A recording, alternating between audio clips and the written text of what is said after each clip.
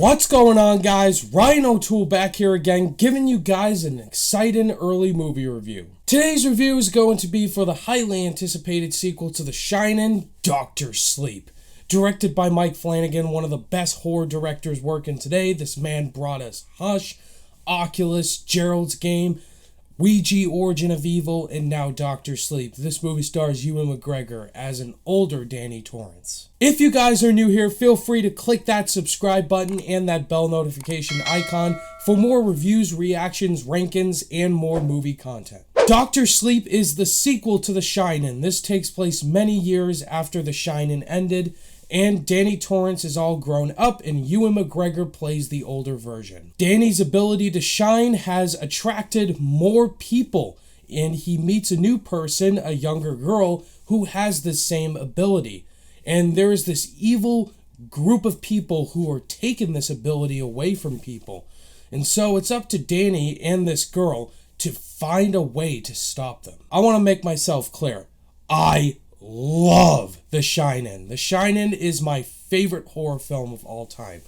Everything that Stanley Kubrick did with that movie, his direction, Jack Nicholson's performance, Shelley Duvall, Danny Lloyd, the atmosphere, the tension. And when I found out that they're doing a sequel to The Shining, and it's telling it from Danny Torrance, all grown up, his perspective, and it is based on Stephen King's novel, I was super excited for this movie, mainly because Mike Flanagan was directing it. I love Mike Flanagan. I love every film he has directed thus far. My favorite that he has directed so far is Hush. And this is his second Stephen King adaptation he's directing. He also did Gerald's Game, which was also a Stephen King adaptation, and now he's tackling Dr. Sleep.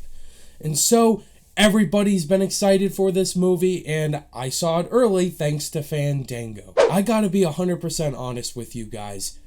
I was disappointed with this movie, and I know I'm in the big minority on this movie. Everybody loves this film, and if you loved it, that is awesome. Just a lot of things in this movie, a lot of directions they go in.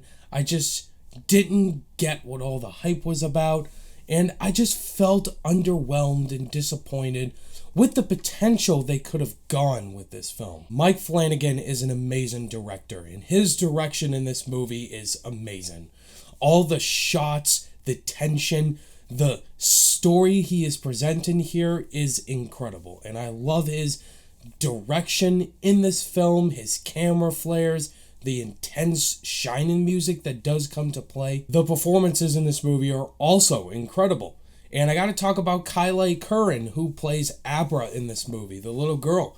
She's the scene stealer by far. I really liked her character. And she knows how to hold her own against Ewan McGregor.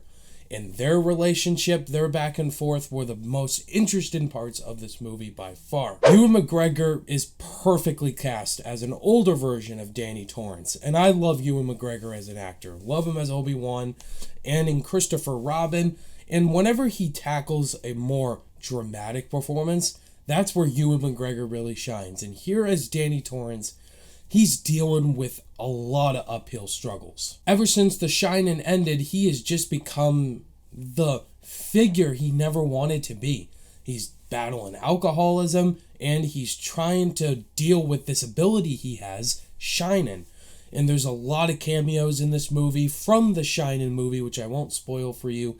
But all the scenes with him dealing with his ability and the struggles of the monsters he's had since he was a child, I thought that was great. The cinematography is one of the best shot films of the year. Just like The Shining, there's a lot of great wide camera shots, and the camera lenses perfectly with the tone of the film. My biggest negative with this movie was Rebecca Ferguson. I love Rebecca Ferguson. I love her in the Mission Impossible films, but whenever she has been taken on a villain role, she's been the most underwhelming part of the movie. I felt all the members of the True Knot were pretty underwhelming and not as menacing as they could have been in this film. They were really cool additions to the movie, and they just felt like generic, typical bad guys. I wanted, more intensity from Rebecca Ferguson's character, and felt she was a very weak villain in my opinion. Now, I know the number one comment I'm going to get from people is, Ryan, have you read the book? Have you read the book?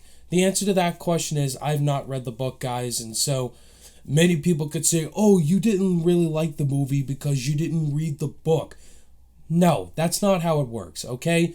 Book and movie are two completely different things. And just because the movie is so faithful to the book, or not really faithful at all, that doesn't mean anything to me. A movie is a movie, a book is a book, okay? There's a lot of plot lines in this movie that they go into, and I feel they weren't fully resolved, and it was very underwhelming to me. And the runtime for this movie that they have for all these plot lines, all very interesting plot lines that I just didn't feel satisfied with them on first watch. And that brings me to my next negative, is the runtime, and it's the same exact runtime as The Shining. It's like 10 minutes longer.